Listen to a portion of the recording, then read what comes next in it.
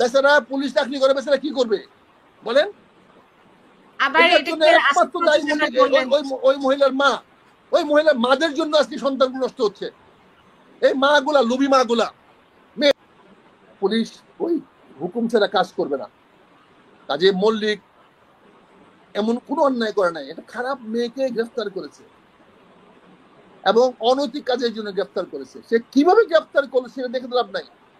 গ্রেফতারে আবার কোনো ইয়ে আছে নাকি? এখানে জনগণের মতামতের কোনো দাম নাই। আরে ভাই, আপনার যদি হেডম থাকে, চাঁদাবাজি বন্ধ করেন না। রাজনৈতিক দল হেডম থেকে চাঁদাবাজি বন্ধ করেন। নেতা হচ্ছেন আপনার একজন, নিজের এলাকাটা বন্ধ করেন না, নিজের গ্রামে বন্ধ করেন না, নিজের থানায় বন্ধ করেন না। আপনার এত বড় হেডম নেতা হচ্ছেন, বন্ধ করেন না নিজের গ্রামে। একটা গ্রামকে চাঁদা মুক্ত করেন না। বলেন না দেখি বাপের বেটা হলে এখানে চাঁদা হতে দিব না, এখানে মাদক দ্রব্য বেচতে দিব না। দেখি না কত বড় নেতা হয়েছেন, কত বড় লোক হয়েছেন, কত বড় হেডম হয়েছে আপনাদের। নিজের গ্রামটাকে নিয়ন্ত্রণ করেন না। কাজে আমি আপনাদেরকে অনুরোধ করবো ভাই, আবারও বলবো যে আমাদেরকে অনর্থক সরকারের বিপক্ষে দাঁড় করেন না। আমরাই সরকারের পক্ষে থাকতে চাই। নির্বাচন আজ হোক, নির্বাচন হলে দেরি হলে বিএনপি ক্ষতি হবে, বিএনপি ক্ষতি হবে, এটা নিয়ে আপনার কান্নাকাটি করা কি দরকার ভাই? বিএনপি ক্ষতি হোক, আপনাদের কান্নাকাটি করা কি দরকার? আপনাদের সুবিধা ভালো হচ্ছে, দিনের শেষে তো আপনারা দেখতেছি মাথার মধ্যে একই কথা, নির্বাচন দিবেন। নির্বাচন যখন দিবেন আপনারাই বলেন, দিন ঠিক করেন এবং নির্বাচন দেরিতে দেন। দেরিতে হলে বিএনপি ক্ষতি হবে, সে ক্ষতিগ্রস্ত করে বিএনপি নির্বাচন দেন না। তারপর দেখুন না। আমার শেষ এখানে, আমার কি বলবো এখানে, বলে কি লাভ? কে কার কথা শুনে, কে কার গলে দোয়া দেয়? এই যে আমার ভাই কলেন হাসিম সাহেব কথা বললেন, আমি ধন্যবাদ জানাই। উনি ওই মেয়েটা নিয়ে যে কথা বলেছেন, আই কনগ্রাচুলেট হিম। আমাদের এই মূল্যবোধ নিয়ে কথা বলতে হবে, এইভাবে কথা বলতে হবে। আমার বউ, আমার কন্যা, আমার মেয়েরা খারাপ কাজ করবে আর তার জন্য আমরা পুলিশকে গালাগালি করবো? বলেন, এটা তো হয় না। আমরা জানি না ঢাকা শহরে কি হচ্ছে। এখানে আমরা আসলে কাকে, মেঘনার ঘটনায় আমরা কাকে দোষ দেব? মেঘনাকে নাকি আইন শৃঙ্খলা, এই যে ডিবি হারুন, মেঘনার মাকে দাদাই ডিবি মল্লিককে রেসপন্সিবল। মেঘনার মা রেসপন্সিবল। ডিবি আর মল্লিককে সরাবে। বেচারা পুলিশ চাকরি করে, বেচারা কি করবে বলেন?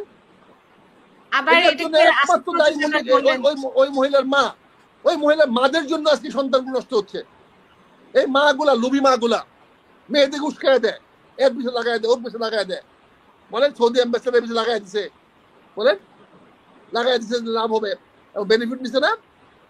সৌদি অ্যাম্বাসেডার বলতে পারবে না কয়টা ভিসা তাকে দিছে, কারণ বললে তো তার চাকরি যাবে। বলেন, একদিন তো সে হয়েছে, এখন বেচারা চলে যাবে দিছে।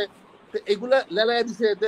মা দেখেন নাই আরেকবারের সঙ্গে যে শুয়ে থাকো, মা দেখে না এটা না? কিন্তু আমরা তো এই যে মল্লিকের ব্যাপারে, ডিবির প্রধান মল্লিকের ব্যাপারে যে অ্যাকশনটা হলো, এই মল্লিকে কিন্তু চিন্ময়কে গ্রেফতার করেছিল এবং ওনার ছেলে মেয়ে স্কুলে যেতে পারে।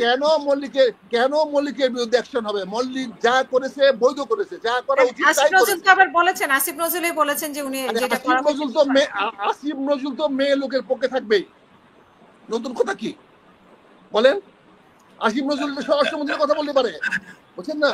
স্বরাষ্ট্রমন্ত্রী বলতে পারে, চাকরি গেলে স্বরাষ্ট্রমন্ত্রী যাবে, মল্লিকই যাবে কেন?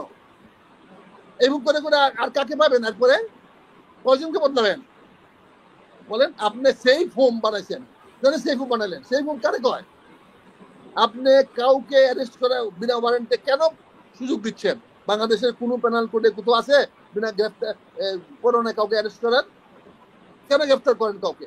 কেন কাউকে গ্রেফতার করেন? সারা বাংলাদেশের মানুষের ঘরে ঘুমায় না, বাড়ি থাকতে পারে না। আমার গ্রামে 2টা ছেলে মারামারি করছে, একটা ছেলে মারা গেছে, এখন শত শত লোক বাড়ি থাকতে পারে না। আরে বাবা, পুলিশের দাপট কোথায় পাইল? মামলা হয়েছে, তুমি ইনকোয়ারি করো, চার্জশিট দাও, বিচার হোক, আদালতে বিচার হবে, উকিলরা দেখবে, যার অপরাধী শাস্তি হবে। তুমি এই বাণিজ্য করো কেন? কাজে মল্লিককে গ্রেফতার করাটা অন্যায় না, শুধু এটা পুলিশের প্রতি অবিচার করা হয়েছে। পুলিশরা দায়িত্ব পালনে উৎসাহিত হবে না। আগামীতে পুলিশ কোনো কাজ করতে গেলে পুলিশ এসআর হয়ে যাবে, পুলিশ ওই হুকুম ছাড়া কাজ করবে না।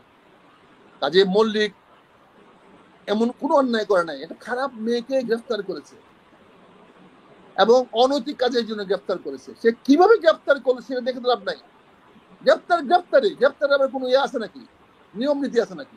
গ্রেফতারই তো অবৈধ। কাজে গ্রেফতারটা পুলিশ যখন করে তখন কোনো নিয়ম নীতি থাকে না। কাজে আমি মনে করবো মল্লিককে শপথে ফিরে দেওয়া উচিত।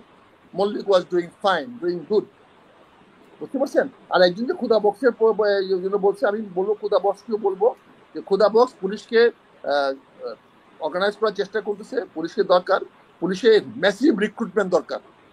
পুলিশে ইন্সপেক্টর তো প্রমোশন লাগবে, সাব ইন্সপেক্টর, সার্জেন্ট এবং কমিশনার নিচের লেভেলে, কনস্টেবল লেভেলে অন্তপক্ষে 10 থেকে 20,000 পুলিশ অনতিবিলম্বে নিয়োগ দেওয়া উচিত। ইয়াং ছেলেদেরকে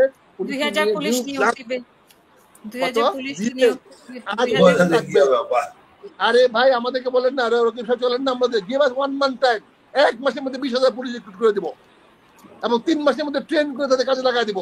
দেখেন, আসেন না, এই যে আমরা 3 জন তো আছি এখানে, আসেন আসেন, আমরা 20,000 পুলিশ আমরা রিক্রুট করব 1 মাসের মধ্যে। 1 মাসের মধ্যে রিক্রুট করে আমরা 2 মাসের 3 মাসের ট্রেনিং দিয়ে আমরা সকল থানায় থানায় নিউ ব্লাড পাঠিয়ে দিব। দেখেন না, আসেন না, করে দেখা দিব। ফলে রকিবকে দায়িত্ব দেন, সে পারবে। দিদাকে দায়িত্ব দেন, সে পারবে। আকাম্মা লোকের দায়িত্ব দিলে কি হবে বলেন?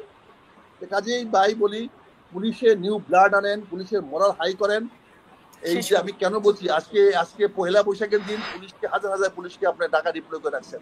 তারও তো মানুষ, তাদেরও তো সময় পরিবার নিয়ে আনন্দ উৎসব করতে চায়, তারও তো অবশ্য আছে, কেউ তো মেলা যেতে চায়, তারও তো সন্তান আছে। একবার আমরা খেয়াল করি সেগুলা প্লিজ। এই অমানবিক কাজ থেকে ধন্যবাদ।